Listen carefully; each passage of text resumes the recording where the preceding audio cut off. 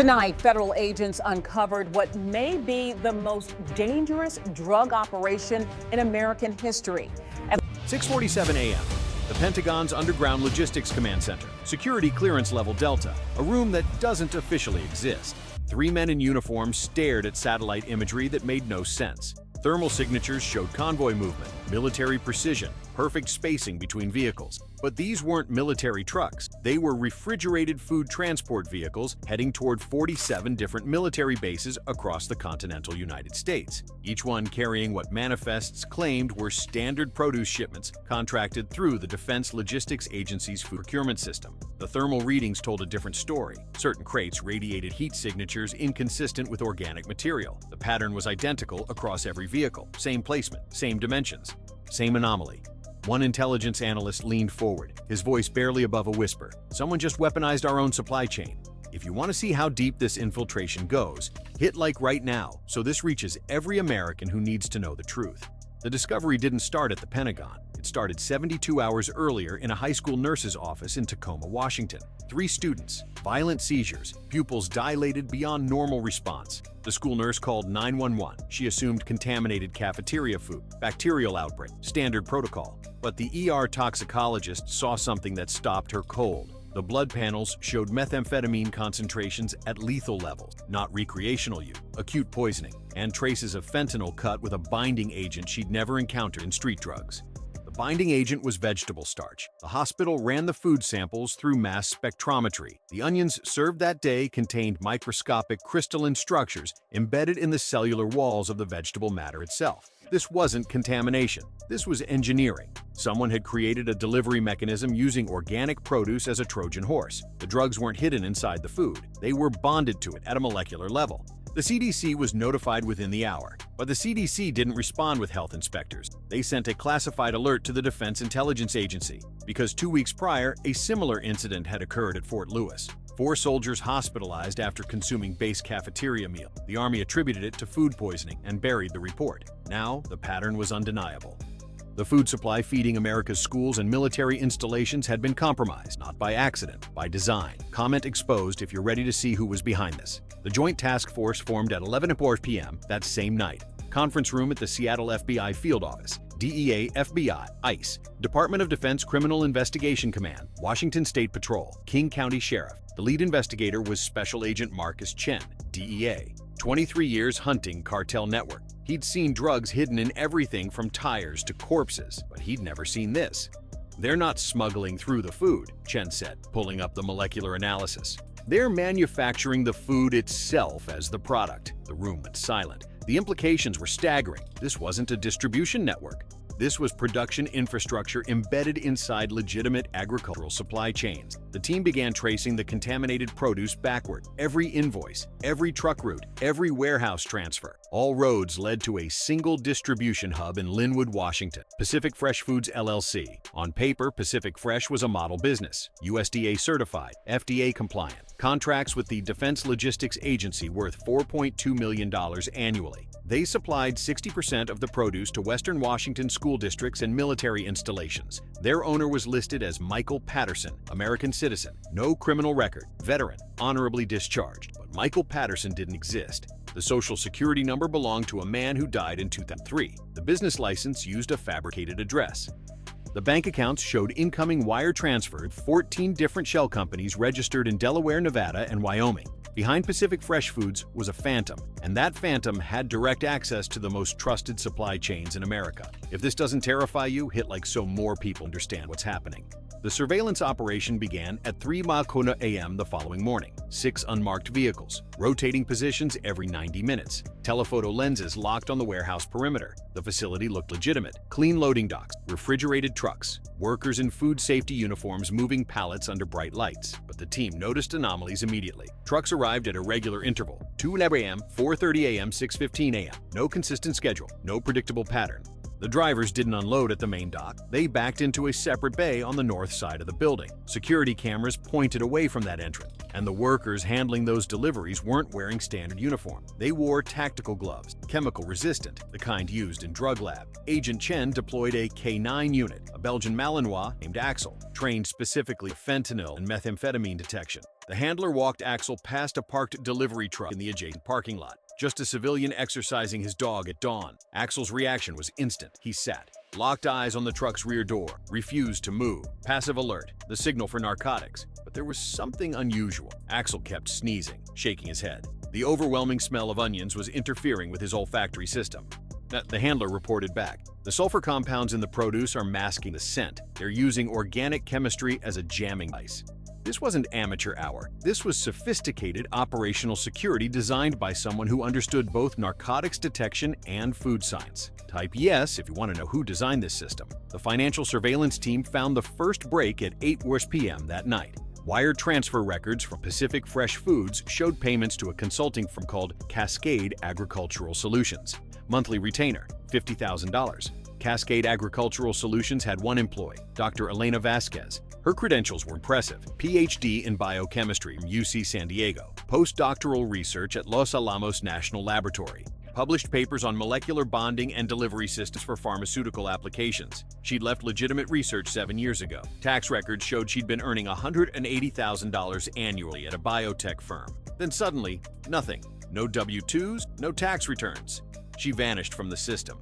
Until now. Dr. Vasquez had created the delivery mechanism. She'd solved the problem that cartels had struggled with for decades: how to move product through inspection points designed to detect foreign substances. Her solution was elegant and terrifying. She didn't hide drugs inside food. She made the drugs indistinguishable from food at a molecular level, binding methamphetamine and fentanyl to plant cellular structures using enzymatic processes that made them invisible to standard detection methods.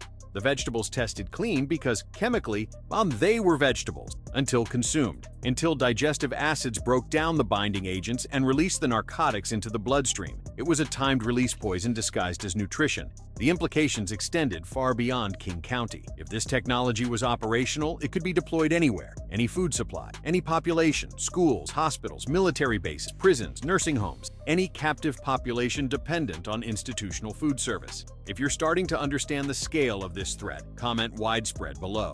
The team identified the architect 48 hours into surveillance. Black Range Rover, tinted windows, California plates registered to a corporate entity that didn't exist. The vehicle arrived at Pacific Fresh Foods at 11:30 p.m. No scheduled delivery, no manifest. 2 men stepped out. One was clearly muscle, 6'4", neck tattoos visible under his collar. He scanned the perimeter with the paranoia of a man who expected threats. The second man moved differently, calm, authoritative, expensive suit under a casual jacket. He walked into the facility like he owned it. Facial recognition came back in 90 seconds. Mateo Vega, known associate of the Jalisco New Generation Cartel, previously identified in DEA operations across Arizona, Texas, and California. Suspected financial coordinator for CJNG's North American distribution network. But Vega wasn't a street dealer. He was an architect, a systems designer. He built infrastructure. His specialty was infiltrating legitimate businesses and converting them into cartel assets. He'd previously compromised trucking company, construction firm, and real estate brokerages. Now he'd weaponized the food supply. Vega stayed inside the warehouse for 37 minutes. When he emerged, he was on the phone, speaking rapid Spanish. The audio surveillance team caught fragments. La carga está lista, 47 ubicaciones, mañana al amanecer. The shipment is ready, 47 locations, tomorrow at dawn. The timeline just collapsed. Whatever operation Vega was running, it was about to execute. 47 locations meant a coordinated distribution event, simultaneous deliveries designed to overwhelm interdiction capabilities. Agent Chen made the call. We move tonight. Full tactical deployment, simultaneous raids on the warehouse and Vega's location. We get one shot. Hit like right now if you believe justice is worth fighting for.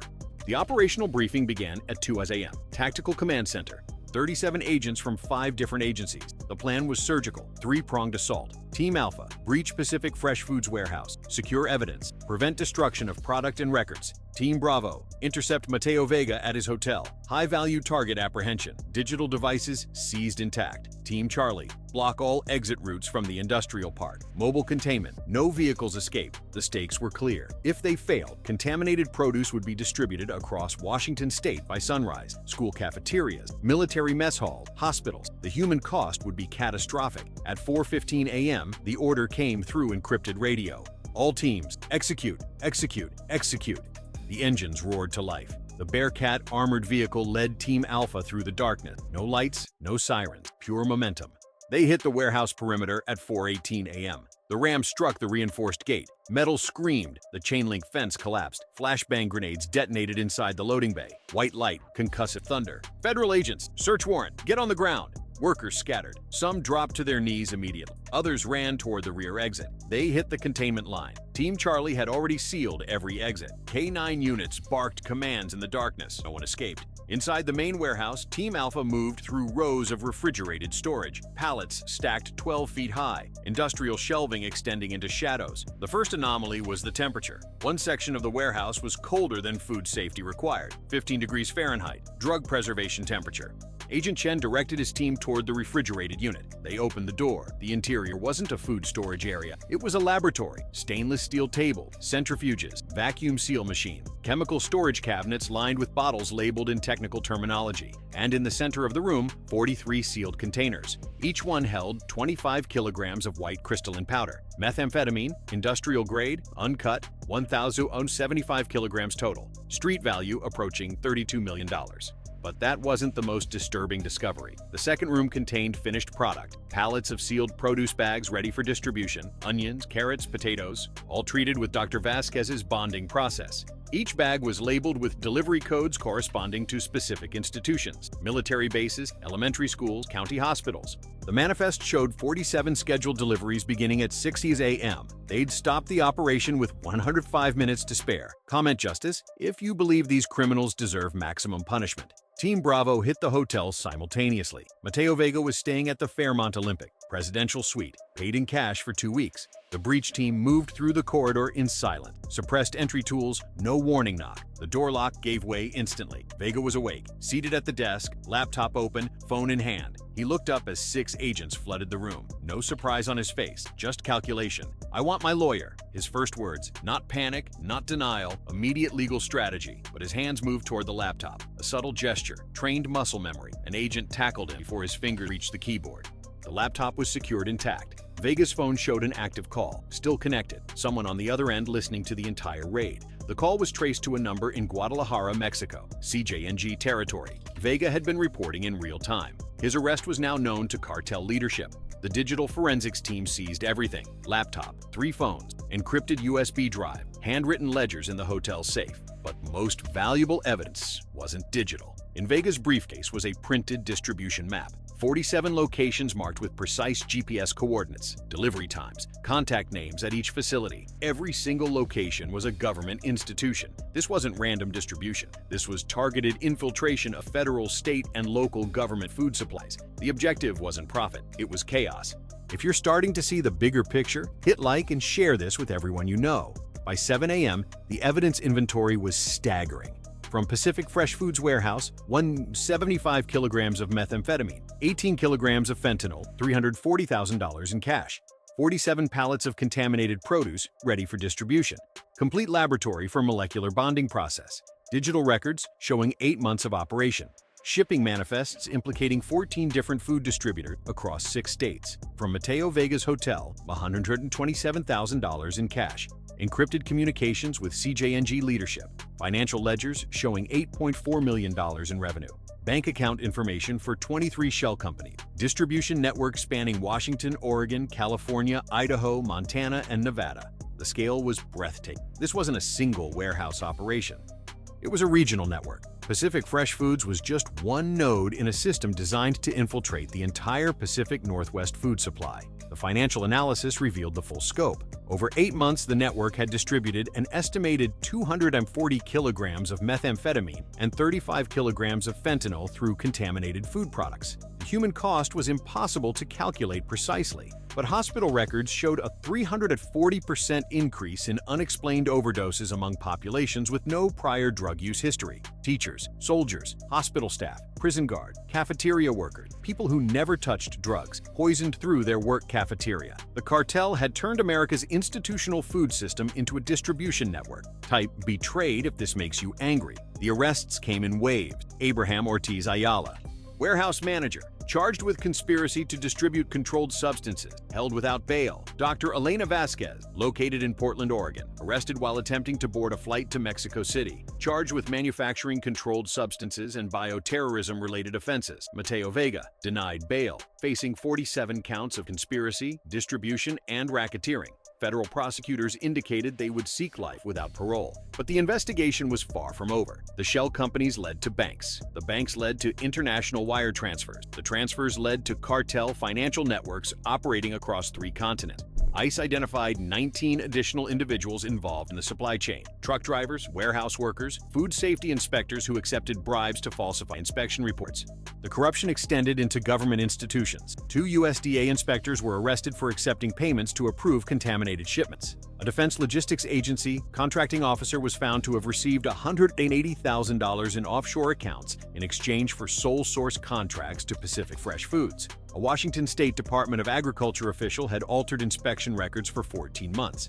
This wasn't just a cartel operation. It was systemic institutional failure enabled by corruption at every level. The line between law enforcement and criminal conspiracy had been erased. If you believe this corruption must be exposed, comment corruption below. The FBI raided 11 additional locations over the next 72 hours. Warehouses in Portland, Spokane, and Boise, each one operating identical molecular bonding laboratories. Each one supplying contaminated produce to schools and government facilities. The total seizure across all locations: 2,147 kilograms of methamphetamine, 89 kilograms of fentanyl, $1.9 million in cash, 183 pallets of contaminated produce, 19 vehicles, 34 arrests. The street value of the seized drugs exceeded $80 million. But the financial impact was far greater. The Defense Logistics Agency suspended all contracts with food suppliers pending complete security review. The disruption cost federal agencies an estimated $340 million in emergency procurement. School districts across 6 states shut down cafeteria operations for 2 weeks, while every food item was tested. The economic impact on communities was catastrophic, and the trust was broken. Parents no longer believed their children were safe in school cafeterias. Soldiers questioned whether their base food was secure. Hospital staff brought meals from home. The institutions designed to nourish had become vectors for poison. Share this video so every community understands what happened. The intelligence analysis revealed the strategic objective. This wasn't about drug addiction, it was about destabilization. CJNG's leadership had developed a new warfare model. Instead of fighting for territory in Mexico, they would infiltrate America's institutional infrastructure, not through violence, through the food supply. The contaminated produce wasn't intended to create recreational drug users. It was designed to create chaos. Unexplained overdoses in populations that don't use drugs. Medical systems overwhelmed by cases they couldn't explain. Schools closing. Military readiness compromised. The American public losing faith in the safety of their own government institutions. It was asymmetric warfare disguised as a supply chain problem. The Department of Homeland Security elevated the threat assessment. This wasn't traditional narcotics trafficking. It was a national security crisis, and it had been operating undetected for 8 months. The Senate Committee on Homeland Security called emergency hearings. The Secretary of Defense testified about vulnerabilities in military food procurement. The USDA faced brutal questioning about inspection failures, but the most damning testimony came from Dr. Elena Vasquez. She accepted a cooperation agreement in exchange for reduced charges, and she revealed the full scope of the cartel's ambitions. This was phase 1, she told investigators. The produce distribution was proof of concept. They were planning to expand into meat processing, dairy, packaged foods, anything with institutional distribution. The goal was to make America's entire food infrastructure a potential weapon. If you're ready to see how this ends, comment exposed and hit like now. 6 months after the raids, the trials began. Federal court, Seattle, Washington, maximum security courtroom. Mateo Vega sat at the defense table in an orange jumpsuit, no emotion on his face. He listened through headphones as testimony was translated from English to Spanish. The prosecution presented 847 pieces of evidence: financial records, intercepted communications, laboratory analysis, testimony from cooperating witnesses. The defense argued entrapment, insufficient evidence, procedural violations. The jury deliberated for 11 hours, guilty on all 47 counts. The judge sentenced Mateo Vega to life in federal prison without possibility of parole. He showed no reaction as U.S. Marshals led him from the courtroom. Dr. Elena Vasquez received 25 years in exchange for her cooperation. Her scientific expertise would be used by the DEA to detect and prevent similar operations in the future. Abraham Ortiz Ayala received 35 years. The warehouse workers received sentences ranging from 8 to 15 years depending on their level of involvement. The corrupt government officials faced separate trials. The USDA inspectors received 12 years each. The Defense Logistics Agency contracting officer received 18 years. The Washington state official received 10 years. But the legal consequences were just the beginning. The institutional response was massive. The Defense Logistics Agency implemented new security protocols. Every food supplier now requires biometric verification of employees, random molecular testing of 15% of all produce shipments, unannounced inspections with DEA K-9 units. School districts across America demanded similar protections. The cost of food safety compliance increased by 340%, and the American public demanded answers. How did this happen? How did a criminal organization infiltrate the most trusted supply chains in the country? How did it operate for 8 months without detection? The answer was uncomfortable. We built systems based on trust, and predators exploited that trust. Hit subscribe right now so you never miss an investigation that exposes threats to our communities. 1 year after Operation Eastbound and Down, the scars remain visible. The warehouse in Linwood is abandoned now, seized by federal authorities. The windows are dark, the loading docks are empty, but the building stands as a monument to institutional failure. Every time parents pack school lunches for their children, they remember. Every time soldiers eat in the mess hall, they remember. Every time hospital staff grab food from the cafeteria, they remember. The fear doesn't disappear just because the criminals are in prison. The trust is broken, and trust, once destroyed, is almost impossible to rebuild. The DEA estimates that CJNG attempted to replicate this model in 14 other states. Most were detected early, but 3 additional operations were dismantled in Texas, Arizona, and Colorado. Smaller scale, less sophisticated, but the same strategic objective: weaponize the food supply, create chaos, destabilize institutions. This is the new battlefield. The cartels realized they can't defeat America through violence, so they're attacking the invisible infrastructure we depend on, the systems we trust without thinking: food, water, electricity, supply chains. The things we assume are safe because they've always been safe, and that assumption is exactly what makes us vulnerable. Agent Marcus Chen retired from the DEA 6 months after the operation. He gives presentations at law enforcement conferences now, training the next generation to recognize threats they've never encountered before. His message is simple: the enemy isn't at the border anymore. They're inside our institutions. They look like legitimate businesses. They have government contracts. They pass inspections, and they're patient. The war on drugs isn't fought in jungles or at border crossings anymore. It's fought in warehouses that look like food distributors, in laboratories disguised as agricultural processing facilities, in bank accounts hidden behind shell companies. The battlefield is everywhere and nowhere. If this investigation opened your eyes to threats you didn't know existed, hit like right now. So, what happens next? The federal task force that ran Operation Eastbound and Down is still active. They monitor food supply chains, they audit government contractors, they investigate anomalies in hospital toxicology reports. But they're fighting an asymmetric war with limited resources. For every operation they dismantle, the cartels adapt. New methods, new infiltration strategies, new ways to exploit the systems we depend on. The technology Dr. Vasquez developed is now in the hands of federal investigators. They use it to detect contamination, but that same technology is also available to other criminal organizations. The knowledge can't be erased. The vulnerability can't be eliminated. We can only be vigilant. The parents in King County who watched their children seized by violent convulsions in that school cafeteria will never forget. The soldiers at Fort Lewis who were poisoned by their own base food supply will never forget, and neither should we. This story isn't over. It's just one chapter in a war that's constantly evolving. The question is whether we'll recognize the next threat before it's too late. Comment vigilant if you're committed to staying informed about these threats. This investigation revealed something fundamental about modern security.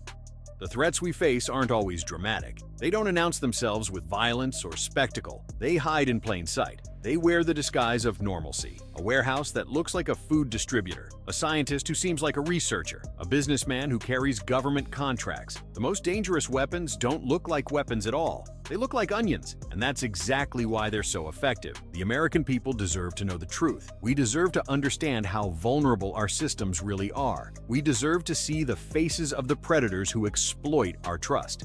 That's why investigations like this matter. That's why exposing these operations is critical, not to create fear, but to create awareness, because an informed public is the strongest defense against these threats.